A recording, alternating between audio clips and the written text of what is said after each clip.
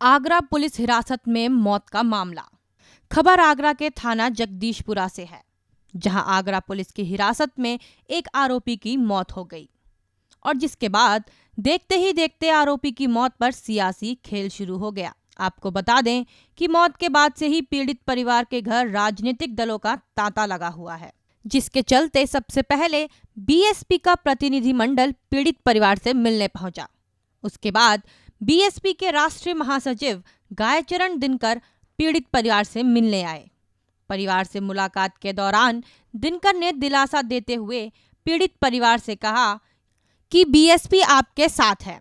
साथ ही सरकार से अनुरोध किया कि दोषियों पर एनएसएस के तहत कार्रवाई की जाए, मुआवजे की रकम बढ़ाई जाए व योग्यता के अनुसार परिवार के सदस्यों को नौकरी दी जाए।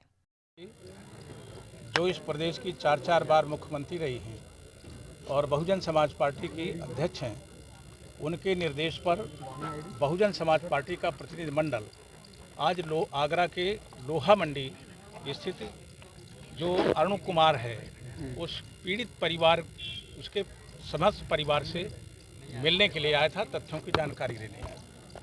यह मिल करके परिवार के लोगों से मिल करके जो जानकारी हासिल हुई, उस जानकारी से पता चला कि ये तो जहाँ इनका निवास है, ये तो लोहा मंडी थाने के अंतर्गत आता है।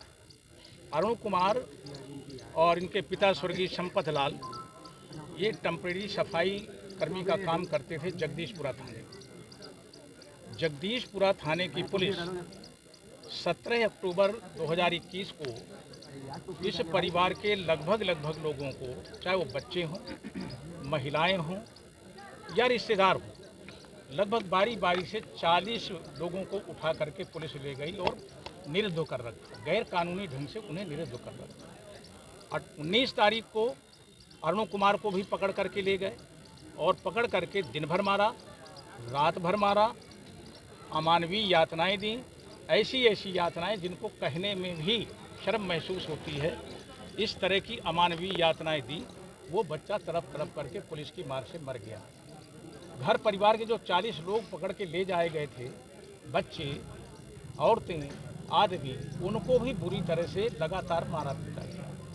और जब वो हत्या हो गई, एक निर्दोष बच्चे की हत्या हो गई, प्रशासन ने कर डाला, तो फिर ये मीडिया के जरिए कहा गया कि माल खाने से 25 लाख रुपया चोरी चला गया और उस 25 लाख चोरी में से 15 लाख रुपया, एक दैनिक जागरण की बात बता रहा हूँ, 15 लाख रुपया इसके घर से रिकवर हुआ था। ये 15 लाख का इंतजाम किसने किया? इस घटना को नया मोड़ देने का या गुनाहों से बचने के लिए इस प्रकार की साजिश किसने रची, वो भी पकड़ में आएंगे। बहरहाल ये विभत्स घटना है और जितनी भी निंदा की जाए वो कम है। गोरखपुर के बाद गोरखपुर में व्यापारी की हत्या पुलिस ने की और ये दूसरी घटना यहाँ घटी है। ये वाल्मीकि समाज से वास्ता रखता है बच्चा। जो गोरखपुर में घटना घटी, उसमें सरकार ने 40 लाख रुपए दिया और 1 क्लास की सर्विस उसकी पत्नी को देने का काम किया। ये वाल्मीकि समाज का है, इसीलिए सरकार ने अनुसूचित जनजाति और जो कमज़ोर तबके के लोग हैं, उनका जीना हराम कर दिया है। इतने अपराध हुए हैं बालिकाओं के साथ, नाबालिग बच्चियों के साथ, महिलाओं के साथ और पुरुषों के साथ, इतनी जुल्म ज्यादती हुई है कि एनसीआरबी की रिपोर्ट बताती है कि उत्तर प्रदेश ने अपराध के मामले में भारतवर्ष को टॉप किया है। कानून के राज्य का खात्मा हो चुका है। कानून व्यवस्था बिल्कुल ध्वस्त है, नौकरशाही बेलगाम है। और ऐसी स्थिति में ये मैं कह के जा रहा हूँ, बहुजन समाज पार्टी कह रही है कि इस पीड़ित परिवार के साथ हर मामलात में कंधे से कंधा मिला करके खड़ी रहेगी जब तक न्याय नहीं मिलेगा। ऐसे लोग जिन्होंने हत्या की है वो 302 के अभियुक्त हैं। वे लोग SC/ST एक्ट के लिए अभियुक्त हैं और हत्यारों के अलावा जो उन्हें बचाने वाले अधिकारी हैं, जिन्होंने मौन धारण कर लिया है, वो SC/ST एक्ट की धारा अध्याय 2 की धारा 4 के तहत दंड के भागीदार हैं। उनके विरुद्ध भी कार्रवाई होना चाहिए और इन सभी मुलजिमानों के खिलाफ NSA की कार्रवाई की जानी चाहिए, जिसकी अवधि कम से कम 2 साल हो।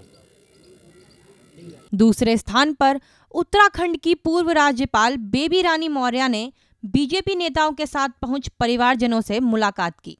उन्होंने हर संभव मदद का आश्वासन दिया है। मैडम कुछ तो बोलिए प्लीज। केवल उस परिवार को सांत्वना, ईश्वर उन्हें इस दुख को सहने की शक्ति दे। मैडम पॉलिटिकल मुद्दा हो गया है, मैडम कुछ तो बोलिए मैडम प्लीज। राजनीतिक बोलेगा। ठीक है तो हम क्या करें? आप भी आज मिलना ही क्या बातचीत हुई? बातचीत क्या? कोई बातचीत हुई? गलत तरीका है।